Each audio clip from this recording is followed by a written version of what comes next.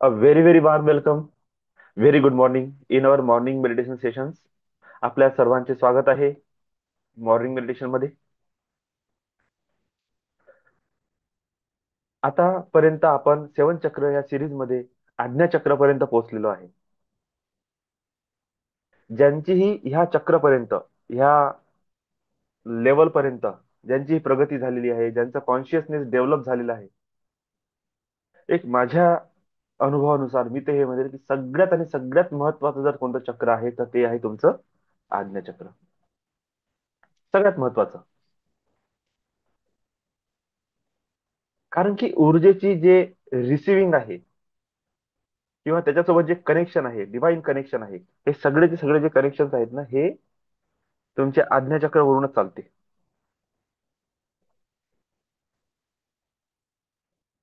आपल्या इथे एक मेंबर आहेत, त्यांनी आपल्या मुलीला थर्ड आय ऍक्टिव्हेशन क्लासेस मध्ये जॉईन केलेलं आहे. वय फार कमी आहे, पण थर्ड आय ऍक्टिव्हेशन क्लासेस जेव्हा ती व्यक्ती मुलगी त्यांची करणार, त्याच्यानंतर माहित होईल की त्यांच्या लाईफ मध्ये कोण्या लेवलचा ट्रिमेंडस चेंज येईल. तिच्या माइंडसेट मध्ये, तिच्या आयक्यू मध्ये, तिच्या इक्यू मध्ये काय लेवलचा चेंजेस येणार आहे. कारण की आता त्या मुलीची विचार करण्याची पद्धत, अनालिसिस करण्याची पद्धत, कल्पना करण्याची पद्धत किंवा बियॉन्ड थिंग्स बघण्याची जी पद्धत आहे ना, ती पूर्णपणे चेंज होऊन जाईल. मागे मी एक 3D इमेज आणि त्याचा 2D view as a illusion कशाला म्हटलं जाते ते बघितलं.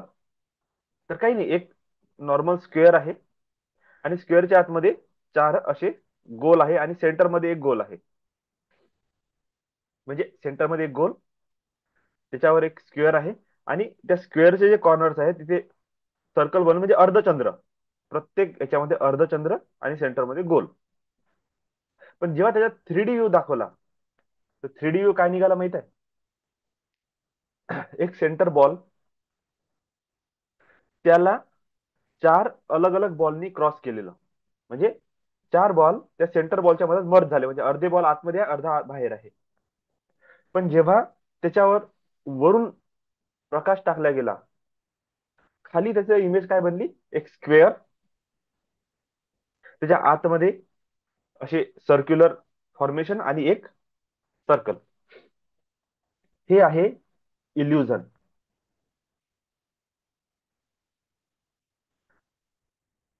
असं म्हटलं जाते, म्हणजे मला एक्झॅक्टली नंबर्स नाही माहित आहे, पण मधमाशी जी आहे, मधमाशीचे जे डोळे आहे ते सिंगल पॉइंटेड नाही आहे. आपलं जर एक सिंगल पॉइंट आहे, असा सिंगल पॉइंटेड डोळे नाही आहे त्यांचे. खूप सारे असे असे जे बारीक बारीक बारीक बारीक, म्हणजे ऍक्च्युली मधमाशांचं जे पोळ्याचं जे स्ट्रक्चर असते, तुम्ही म्हणाल की की षटकोन वगैरे, असं षटकोनचं एक हे आहे, ब्लॉक आहे, आणि असे खूप सारे षटकोन एकत्र होऊन जे असे स्ट्रक्चर बनते, ते एक्झॅक्टली स्ट्रक्चर त्यांच्या डोळ्यामध्ये आहे. तर ते एका इमेजला खूप साऱ्या वेळी बघतात. गाईजवळ, कुत्र्याजवळ दोन तीनच कलर सेन्स आहे, ते त्याच्यातूनच आपल्याला बघतात, आपल्याला सेन्स करतात. प्रत्येक जीव त्या वस्तूकडे बघण्याची जी त्याची पद्धत आहे ते डिफरंट आहे. म्हणजे सिंपल, जी गोष्ट आपल्यासाठी, म्हणजे एक पाण्याची बॉटल, जी आपल्यासाठी पाण्याची बॉटल आहे, मे बी दुसऱ्या जीवसाठी ते काहीतरी भलतच आहे. ज्याचं इव्हॉल्युशन झालेलं नाही, तो त्याच वस्तूकडे काहीतरी दुसऱ्या नजरेने बघत आहे. ज्यांचे इव्हॉल्युशन झालेलं आहे ते त्याच वस्तूकडे दुसऱ्या नजरेने बघतात. Beyond body, beyond mind, beyond thought, beyond physical subject, beyond physical object, याच्या पार जाणे, दूरदृष्टी ठेवणे, दूरचं आकलन करणे, जे दिसत आहे त्याच्या पलीकडे जाऊन बघणे. जीवनाकडे बघण्याचा 360 डिग्री व्ह्यू असला पाहिजे. म्हणजे मी माझ्या अँगलने काय बघतो, पण समोरचा व्यक्ती कोण्या अँगलनं बघत आहे, तिसरा पर्सन त्याच गोष्टीकडे कोण्या अँगलनं बघत आहे, लहान मुलगा कोण्या अँगलनं बघत आहे, एक म्हातारा माणूस कोण्या अँगलनं बघत आहे, एक यंग पोरगा कोण्या अँगलनं बघत आहे, एक मिडल एज पर्सन कोण्या अँगलनं बघत आहे, एक दुःखी व्यक्ती कोण्या अँगलनं बघत आहे, एक सुखी व्यक्ती कोण्या अँगलनं बघत आहे, एक श्रीमंत कोण्या अँगलनं बघते, एक गरीब कोण्या अँगलनं बघते, एक आनंदी व्यक्ती कोण्या अँगलनं बघते, एक भ्रमात फसलेला कोण्या अँगलनं बघते, एक एनलायटन व्यक्ती कोण्या अँगलनं बघते एकाच वस्तूकडे. हे जे अलग अलग अलग अलग प्रकारे अनालिसिस करणे, अलग अलग प्रकारे एकाच विषयाचा शोध घेणे, ही जी चेतना आहे ना, ही आज्ञा चक्रवरची चेतना आहे. बियॉन्ड सायन्स जाणे, बियॉन्ड माइंड बॉडी थॉटच्या बियॉन्ड जाणे, सब्जेक्ट ऑब्जेक्टच्या अनालिसिसच्या बियॉन्ड जाणे, तुमची वे ऑफ थिंकिंगच्या बियॉन्ड जाणे. तुम्ही जे काही अनुभव केला, जे काही शिकले, जे काही तुमचे बिलीफ, परसेप्शन्स आहे, फिलिंग्स आहे, थॉट्स आहे, आजपर्यंत तुम्ही आलेले अनुभव आहे, तुमची लर्निंग आहे, तुमचे स्किल आहे, बियॉन्ड जाणे, या सगळ्यांच्या बियॉन्ड जाणे, तुमच्या लिमिटला पुश करणे, तुमच्या बाउंड्रीज ज्या तुम्ही सेट केलेल्या त्याला तोडणे, एक अनमॅचेबल अनथिंकेबल एखादा असा थॉट तुम्ही उतरवणे प्रत्यक्षात, हे सगळं कार्य आज्ञाचक्रचं आहे. आज्ञाचक्राला तृतीय नेत्र पण म्हटलं जाते. थर्ड आहे का, कारण की दोन डोळे आणि एक सेन्स इथे आहे. तो सेन्स जो आहे ना, तो डोळ्यासारखा काम करते. ऍक्च्युली तुम्हाला सांगतो काय आहे. ऍक्च्युली हे दोन डोळे पण बघत नाही आहे. रियालिटी सांगतो, रियालिटी काय आहे. हे जे आपले दोन डोळे आहे, ह्या दोन डोळ्यांनी सुद्धा आपण बघत नाही. आपल्या आतमध्ये सेंटर ऑफ माइंड, इकडे आणि इथे, इथून खाली, इथून आतमध्ये सेंटर, तिघांच्या ट्रायंगल मध्ये सेंटर ऑफ माइंड, त्या ब्रेनच्या सेंटरमध्ये जे ग्लँड्स आहेत,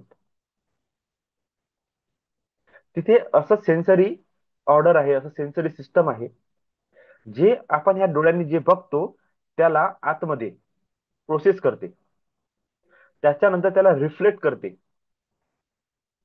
आणि जे रिफ्लेक्ट होत आहे ना, ते तुम्ही बघता, न की जे समोर दिसत आहे ते बघता.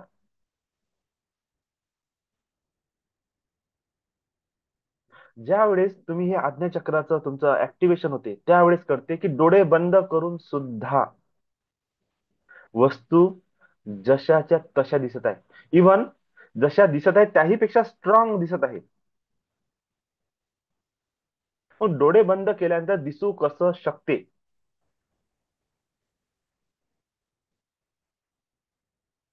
ऍक्च्युली दिसणे हा डोळ्याचा भाग आहेच नाही, त्याच्या मागे कोणतरी आहे, जो या दिसण्याच्या प्रोसेसला काय करताय, प्रोसेसिंग मध्ये टाकत आहे.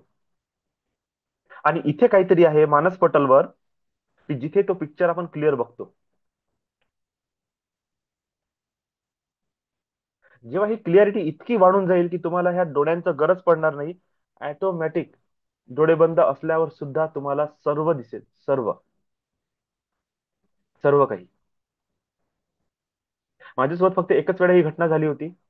मी तर आता प्रॅक्टिस पण करतो, तर मी ओळखू शकतो. आता कसं असते की जेवढे लहान मुलं आहे, त्यांचे हा जो ब्रेनचा जो हा मस्तिष्कचा जो फ्रंट पटल असते, किंवा आतमध्ये जे पिट्युटरी ग्लँड आहे, त्या ग्लँडच्या वर हळूहळू हळूहळू जसं वय वाढत जाते ना, तसं कॅल्शियमचे लेयर्स बनत जाते.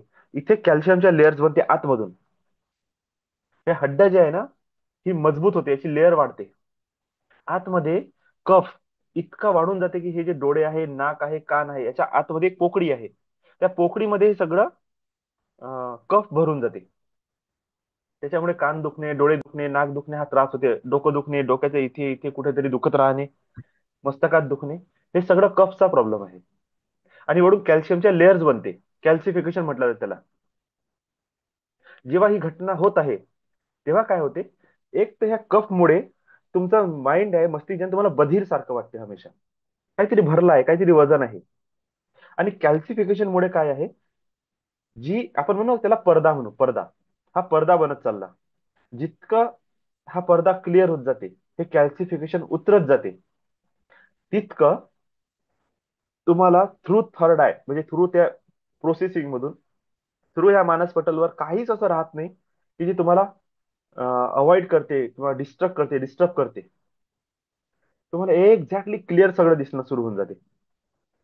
ते कॅल्सिफिकेशनला रिमूव्ह करण्याची प्रोसेस असते सगळी, न की थर्ड आय ऍक्टिव्हेशनची प्रोसेस आहे कोणतीच. कॅल्सिफिकेशन रिमूव्ह होत आहे.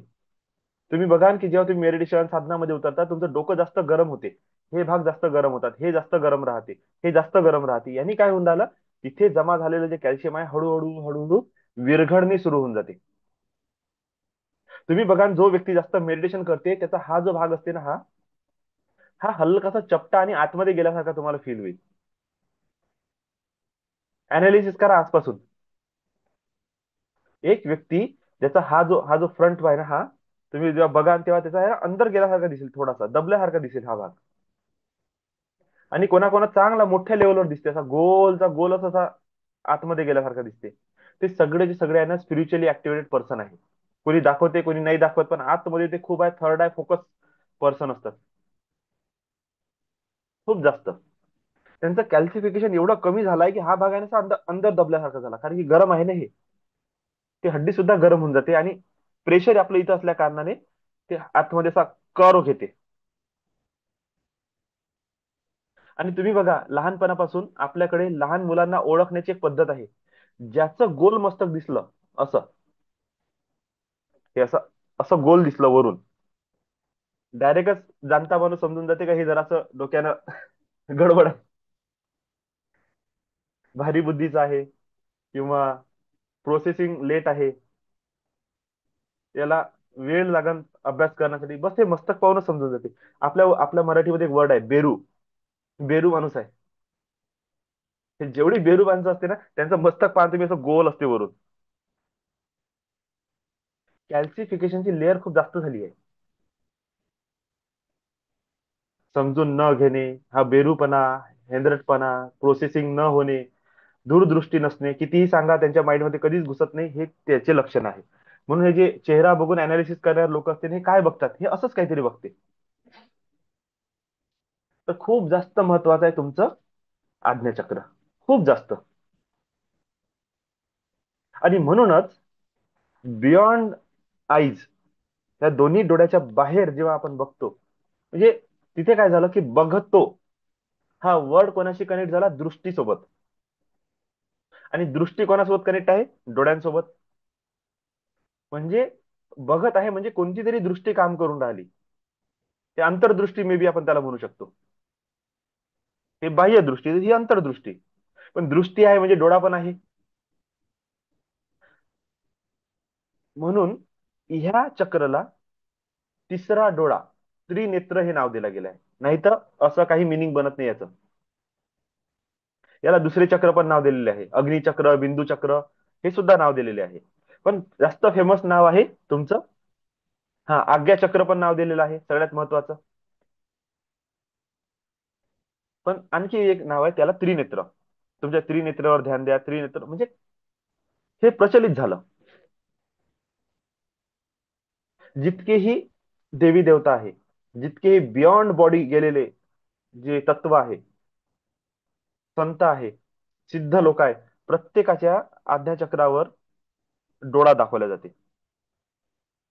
कारण की ते डोळं हे प्रतीक आहे आपल्यासाठी, की हे जे पर्टिक्युलर व्यक्ती आहे, किंवा एक अलग प्रकारचे एक इथे माथ्यावर काहीतरी चिन्ह काढलं राहील, टिक्का लावलेला राहील, हे प्रतीक आहे आपल्यासाठी की ते व्यक्ती बियॉन्ड बॉडी माइंड अँड थॉटच्या बियॉन्ड चालले गेलेले आहेत. ते नॉर्मल इंटरप्रिटेशनच्या बाहेर चालले गेलेले आहेत. आता त्यांचा जीवनाकडे बघण्याचा दृष्टिकोन हा पूर्णपणे बदलला आहे, पूर्णपणे बदलला आहे. आणि म्हणूनच त्याला आपण एनलायटन पर्सन म्हणतो, की हा व्यक्ती जागृत पर्सन आहे. एनलायटनचा काहीही अर्थ बनत नाही. लायटन म्हणजे प्रकाशित, एन म्हणजे स्वतः, स्वप्रकाशित, बस. काही मोठी सिद्धी नाही, चमत्कार नाही, काही मोठा देव नाहीये याच्यामध्ये. आत्मज्ञान झालं, ब्रह्मज्ञान झालं, काहीच नाहीये. सिंपल वर्ड आहे, स्वप्रकाशित झाला म्हणजे आता त्या व्यक्तीला दुसऱ्याच्या प्रकाशाची गरज पडत नाही, दुसऱ्याच्या नॉलेजची गरज पडत नाही, दुसऱ्याच्या कमांडची, थॉटची किंवा मदतीची गरज पडत नाही. तो स्वतःमध्ये आता सफिशियंट झाला. त्याचे कनेक्शन इतके हायर झाले की त्याला प्रत्येक प्रश्नाचं उत्तर मिळून जाते.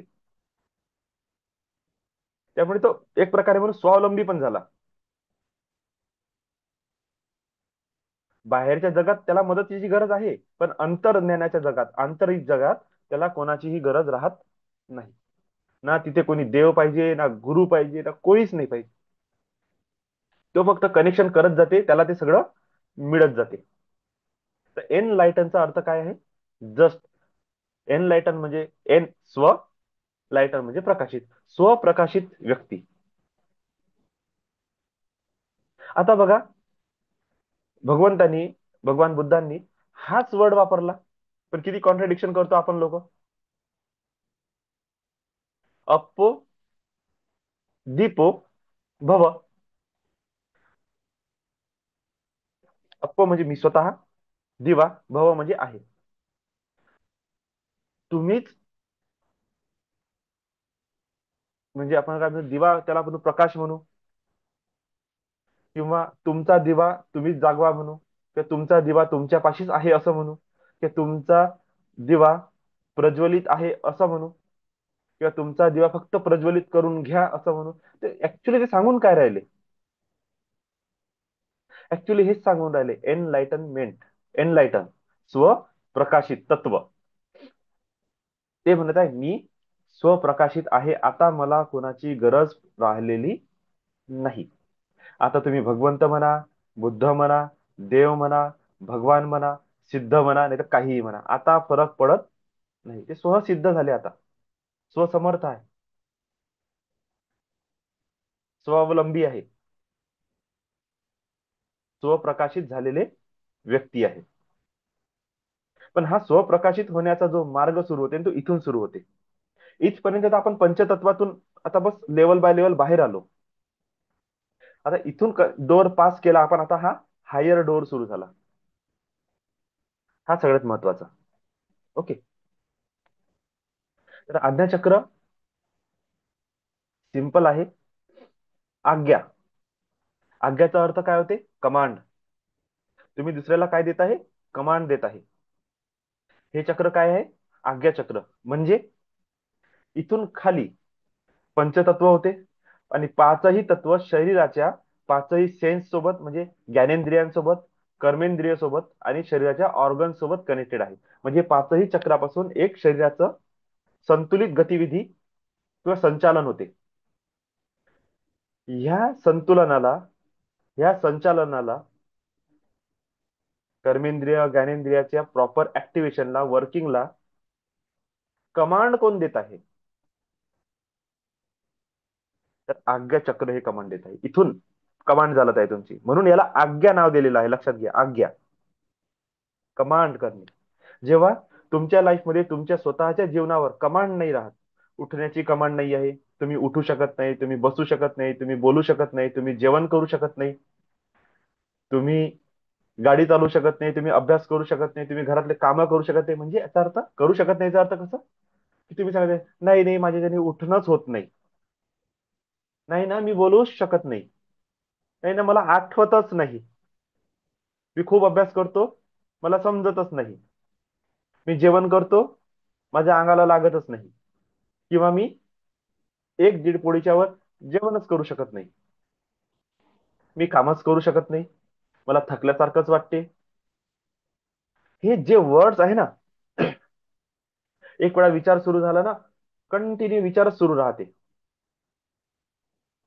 हे जे काही तुमचे आचार विचार आहे, याचा अर्थ सिंपल आहे, तुमचं शरीर तुमच्या कंट्रोलमध्ये नाही.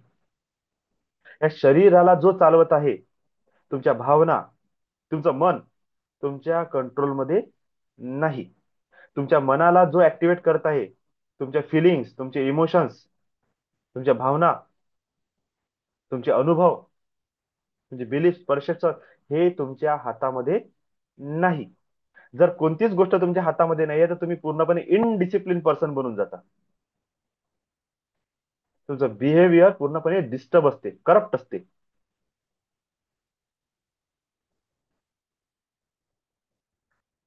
त्या सिस्टमला कंट्रोलमध्ये आणण्यासाठी तुम्हाला कमांड करणे खूप आवश्यक आहे. तुम्हाला दिशा दाखवणे आवश्यक, तुम्हाला बोट दाखवून बोलणे आवश्यक आहे, तुला हे करायचं आहे, मग तो बरोबर करते.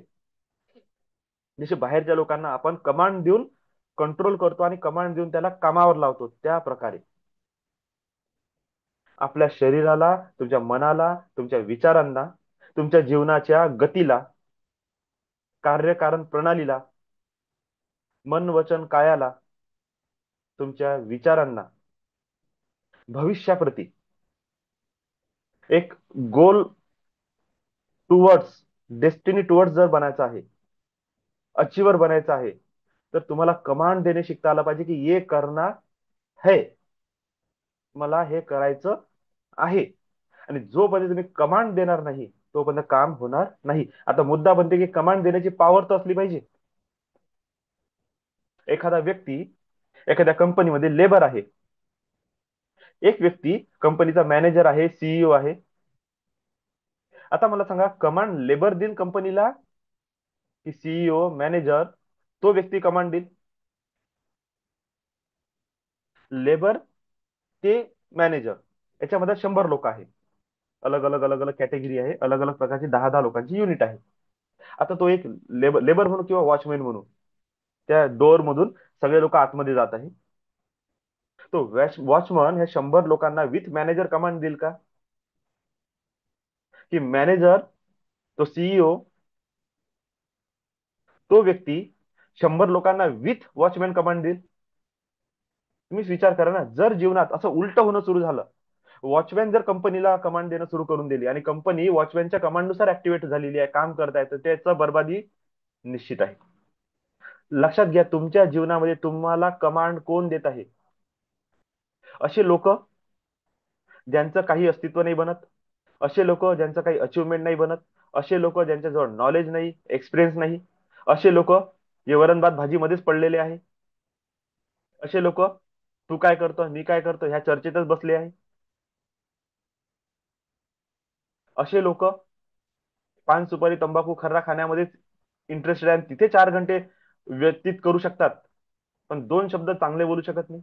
असे लोक ज्यांच्या तोंडात 24 तास शिव्याच चालते, असे लोक ज्यांची वैचारिक क्षमता पूर्णपणे करप्ट आहे किंवा लो लेवलची आहे, असे लोक ज्यांची ऑरा एकदम कमी आहे, असे लोक ज्यांची फ्रिक्वेन्सी लोअरवर व्हायब्रेट करत आहे, किंवा तुम्ही स्वतः तुमच्या मनामध्ये, तुमच्या विचारामध्ये तुम्ही थॉटलेस किंवा लो ग्रेडेड थॉट करणारे पर्सन आहे, तुम्ही तुमच्या शरीराच्या प्रती, तुमच्या विचारांच्या प्रती, तुमच्या मनाच्या प्रती केअरलेस पर्सन आहे, सेल्फ केअर करत नाही, सेल्फ लव्ह करत नाही, असे पर्सन आहे.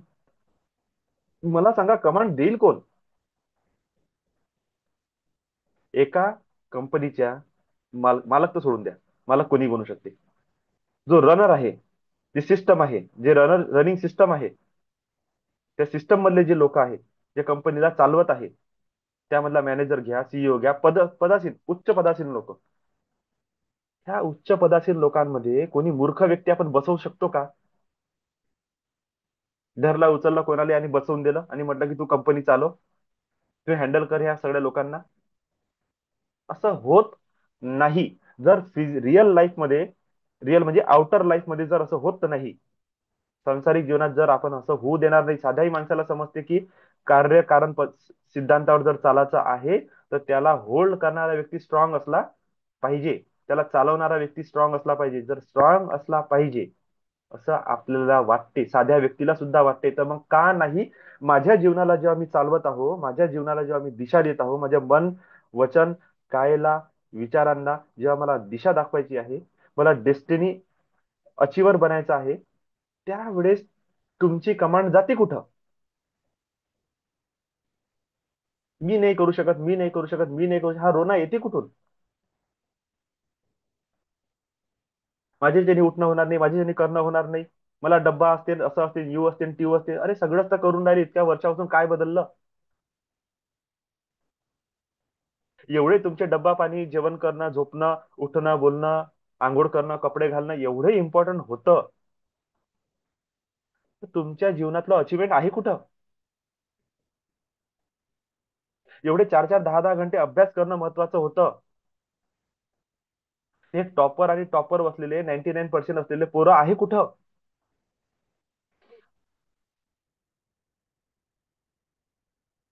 एवढे ऍटिट्यूड दाखवणारे पोरी आहे कुठं? कुठं गेले सगळेजण हे? कुठं नाही, जीवनाच्या चक्रात फसले. डबल तेच रुटीन सुरू झालंय.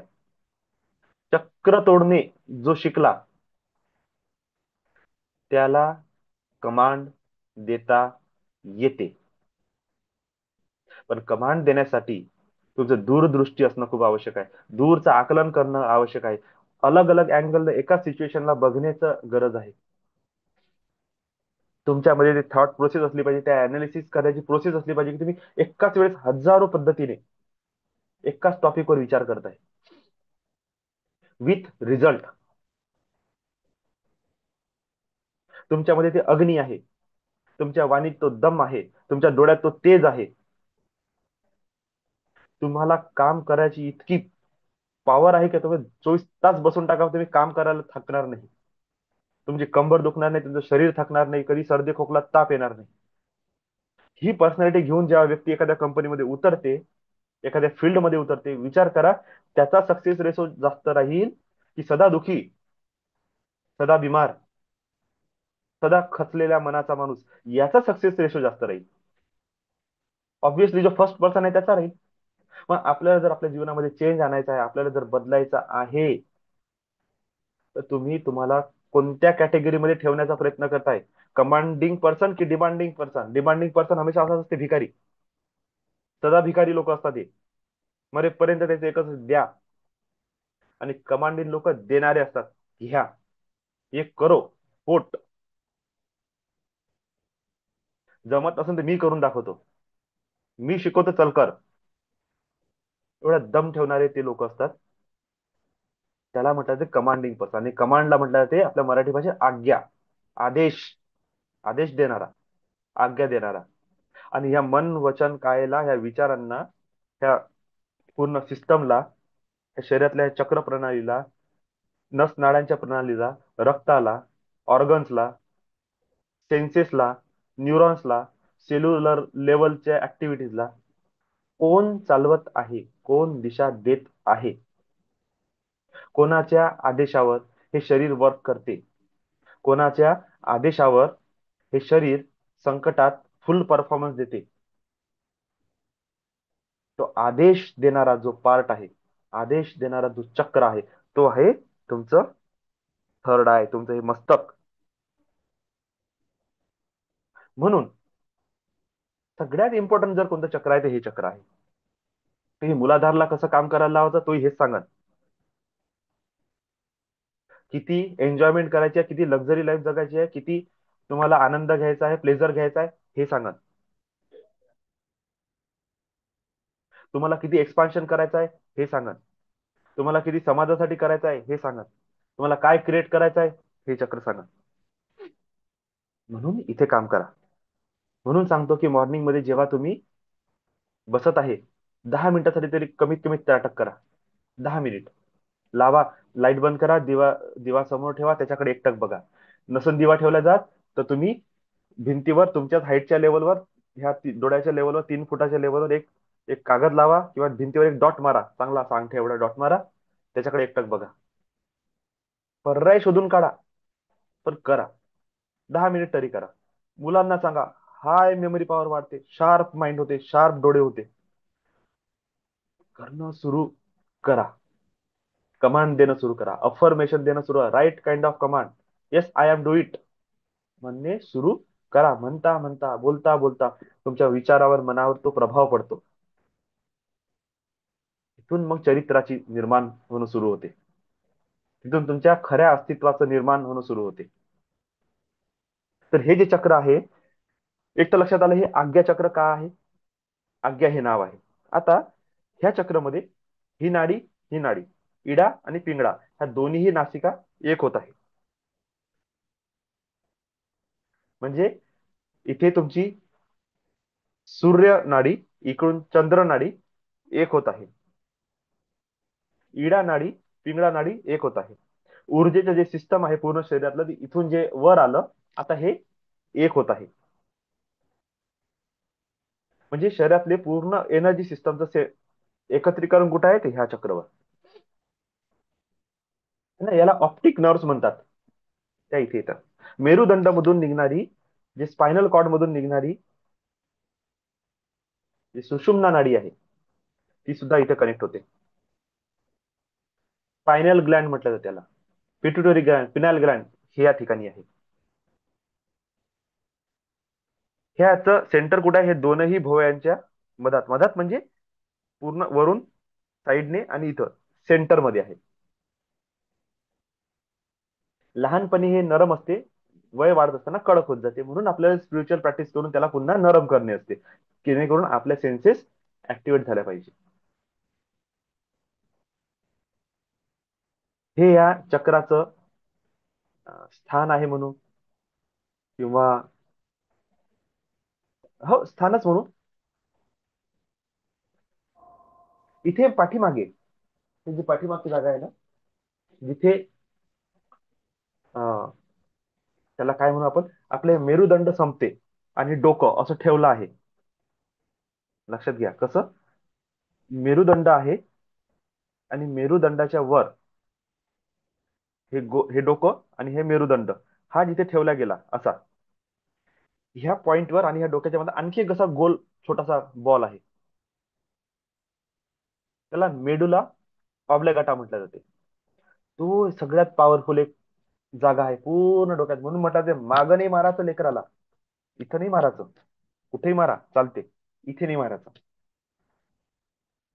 त्याला जर झटका बसला तर आज जीवन पोरगा अभ्यासातून गेला, आज जीवन गेला. तो काहीच नाही करू शकत. तो जीवन सगळं जगन, अभ्यास सगळा कर, पण माइंड काम करणार नाही. इथे ती जागा आहे. आणि खूप लोकांना माराची सवय असते, तिथे मारून आणि एक वेळा जर ते हल्लं, सिस्टम बिघडलं का ते गेलं. इतकं नाजूक आणि इतकं प्युअर हे चक्र आहे.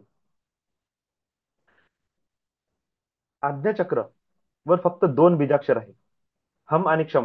म्हणून याला दोन पाकड्या असलेलं चक्र म्हटलं जाते, की हे दोन प्रकारे याची अभिव्यक्ती आहे. पण डीप मध्ये जेव्हा जातो ना, तेव्हा असं सांगितलं गेलेलं आहे की एका एका चक्रावर, म्हणजे पाखडीवर, या हम आणि क्षम जिथे लिहिलेलं आहे, एका पाखडीवर 49 चक्र आणि दुसऱ्या पाखडीवर 49 चक्र असे, 49 49 आणि हम आणि क्षम दोन असे मिळून 100 पाकड्यांचं हे चक्र आहे.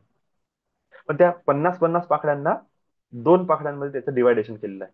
इतक्या प्रकारे ह्या चक्राची अभिव्यक्ती आहे. याचा मंत्र आहे ओम.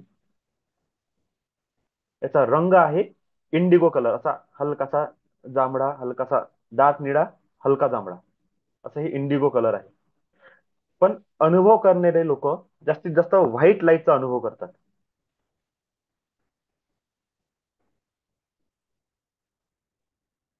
ह्या चक्राला, हा जो चक्र आहे आता, हा इथे आतापर्यंत आपण जेवढे त्रिकोण बघितले प्रत्येक चक्रामध्ये ते उलटे होते. आता हे त्रिकोण वर गेलं. हे अपसाइड मोमेंटचं प्रतिनिधित्व करत आहे. चक्रामध्ये इडा, पिंगळा आणि सुषुम्ना ह्या तीनही नाडी एकत्र होतात. सॉरी.